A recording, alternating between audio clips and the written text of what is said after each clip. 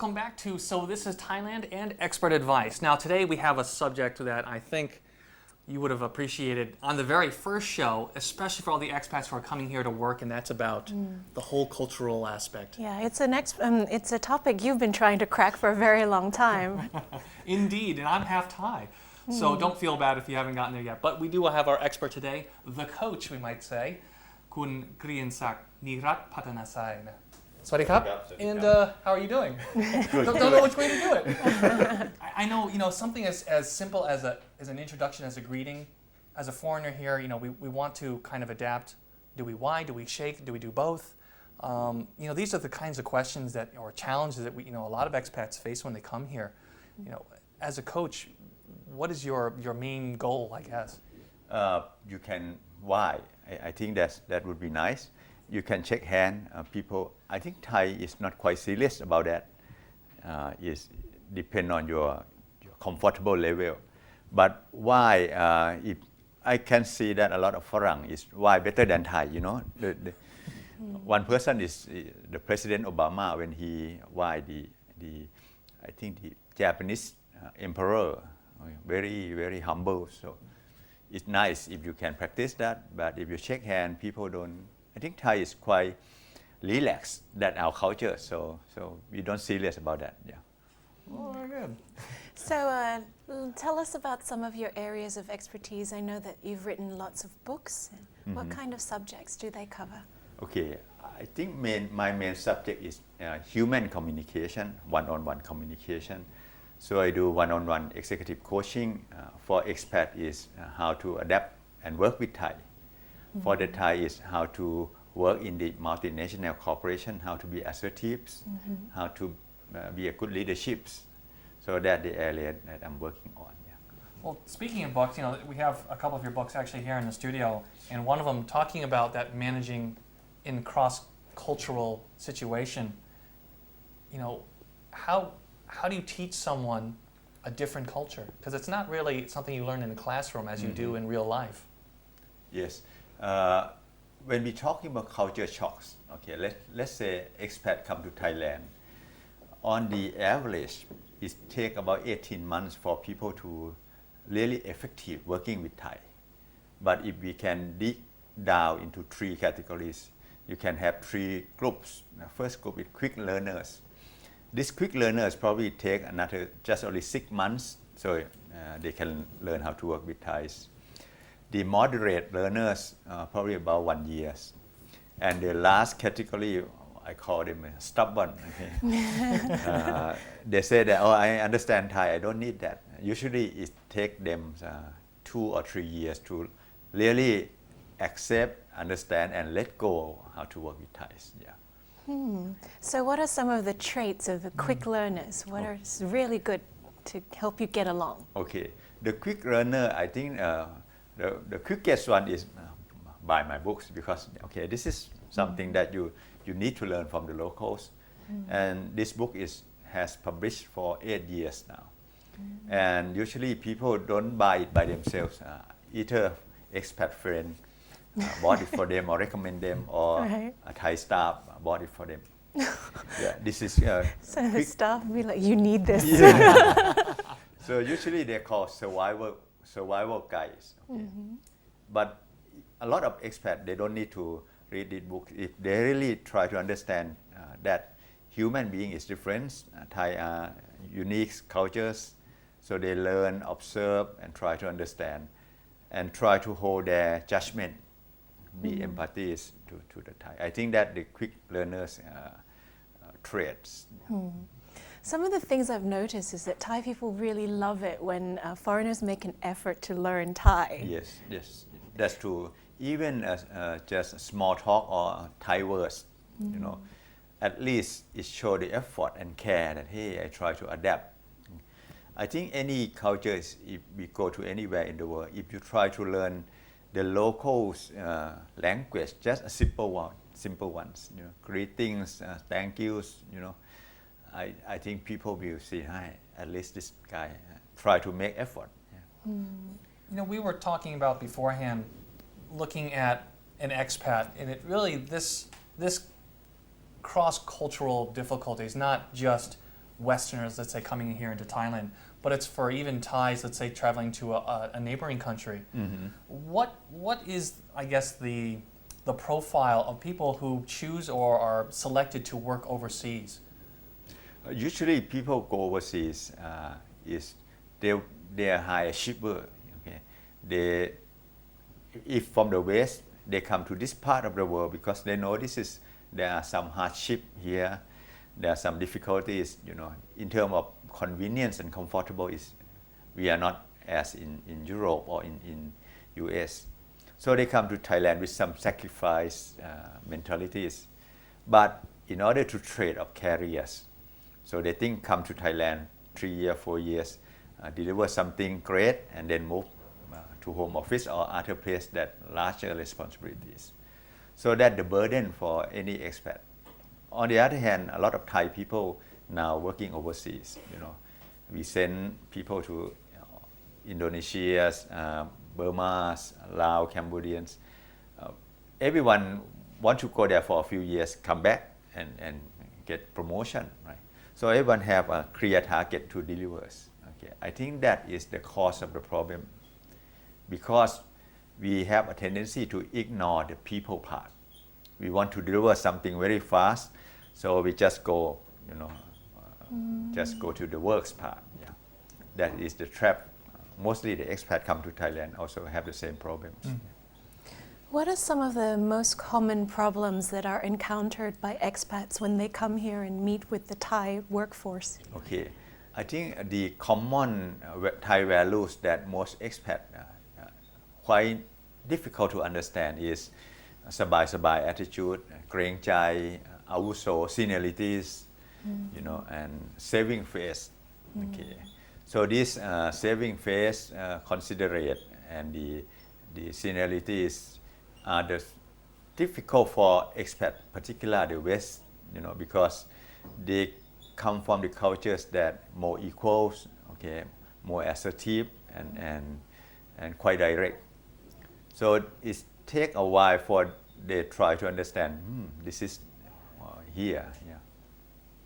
Well, look, mentioning that, looking at the assertiveness, I know that as a Westerner, we are very direct. If we see something that's wrong, we say it. If we see an employee who doesn't perform like we say, we give criticism.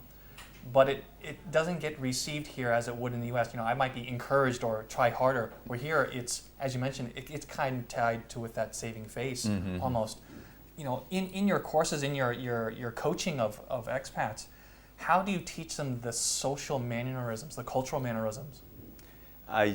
Usually I tell them that the first clue is patient.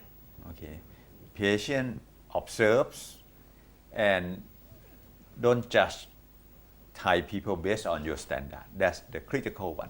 Don't pass your standard or your judgment or your assumption to Thais. Try to understand from their point of views. Yeah.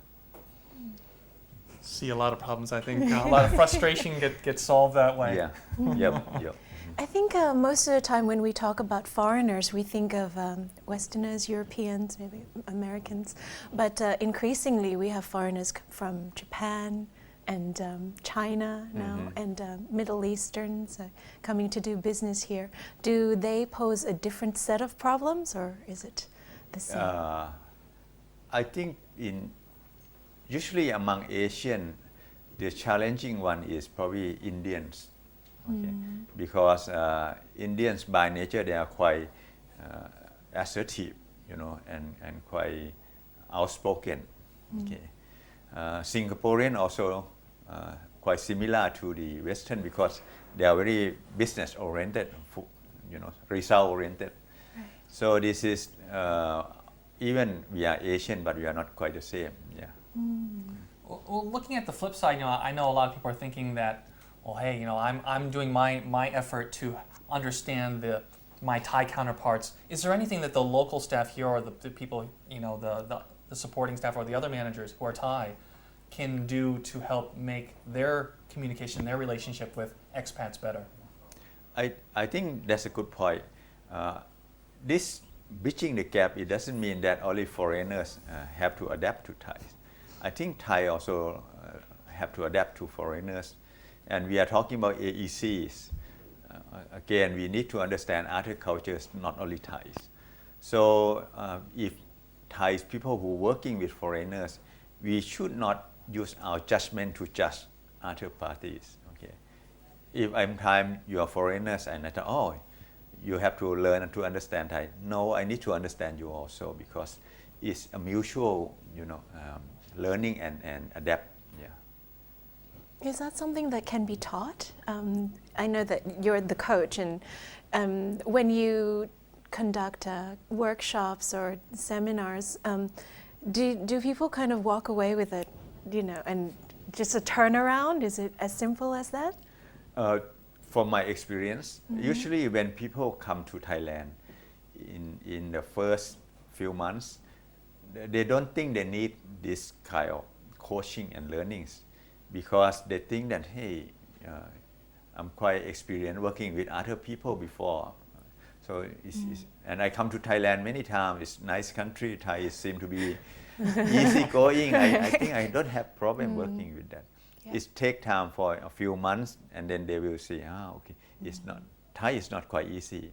Yeah, even among Thais, I will say that a lot of Thai executives also have difficulty to working with Thais. But again, because we are local, we learn to adapt more. Yeah. Well, before we leave, we've been talking about all the help that you can offer out there and some of the books that you've written as well. So once again, Bridging the Gap. Expat Survival Guide. Expat Survival Guide, exactly. If they would like to find out more about your coaching services or what they can do differently, sooner rather than later, as you mentioned, how can they contact you or find the book? They can go to my website thaicoach.com. Just direct spelling THAICOACH.com, and you can search in YouTube also. I put up a lot of tapes on YouTube teaching the Thai and expat how to work together. Yeah, so that would help. And this book is not only hard copy. You can also buy ebook from Asia Book now. So there's plenty of resource that people can self-study before. Yeah. Excellent. And don't wait for someone to gift it to you. Exactly. Yeah. If you find that you're at that point where you need to get it, you've already passed that point. So yes.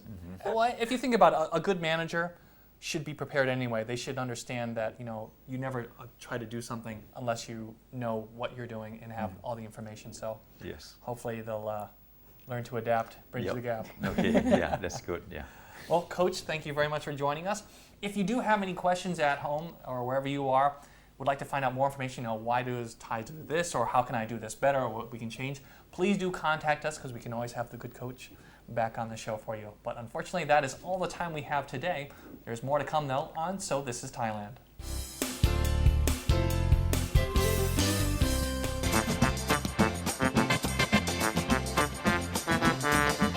You say that this is a special tour, recommended tour. Yes. We are in the area that is just only 2 minutes from the city. What's the name of the area? We call in this area Bang Bai Mai Canal. Yeah, how special of this tour? When the people come to the town of Surat Thani and then they have a few days in the town, so they can make a boat trip to cruising and sightseeing the both side of the canal.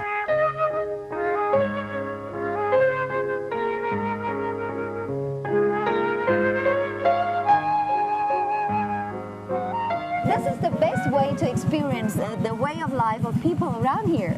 Yes, and now we are at the Klong Bang Buen Lang. And you can see the elegant gateway, that it's natural and green. And what kind of plants is here? We call this farm Nipa palm tree. Oh. That the local people, they use this tree to use in daily life also, even from the leaf to make a roof and the fruits we can eat.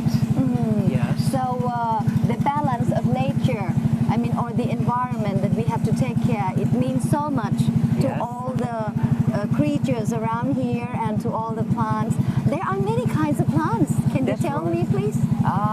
Some of them. Yes, that I told you before, this Nipa palm tree. And the second thing, the second tree, we call a ball or tree. This see the tree for using to make a roof to tie up. Yes. I see. And there the bamboo tree here, and mostly coconut. Yeah. The both side Of of course. canal. We can see a coconut garden. Yeah. And what kind of job that people are doing here? Mostly is the gardener. Oh. Yes, and at the night time, when you come here, you can see the people or the fishermen. They are trying to catch the fish by hand. Oh. Yes. Yeah, like in the old days. Yes. Oh, that's great.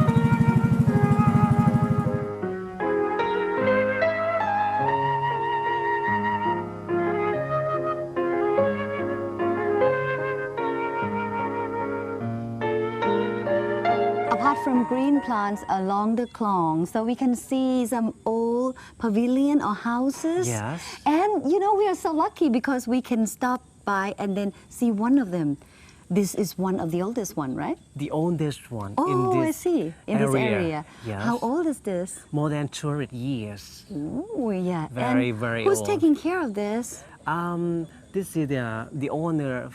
They are living near this house. Yeah. And this man, he take good care Oh, of I this see. house also. Yeah. And what is the style? When I take a look, so I can see that there are a kind of carving. And what is the style called? Yes, if you look around when you get through in, so you notice you are in the south of Thailand. So this is the ancient of the southern style house. Exactly, roof look like that. Yes, And we call window. panya. Oh, we call panya. Yes, Oh, that's and all interesting. of the main roof will in front of the sun. So that's why if you see this, that one, Oh. it's like the sun Like the sun. shining up. So you know that this is face the east. Yes.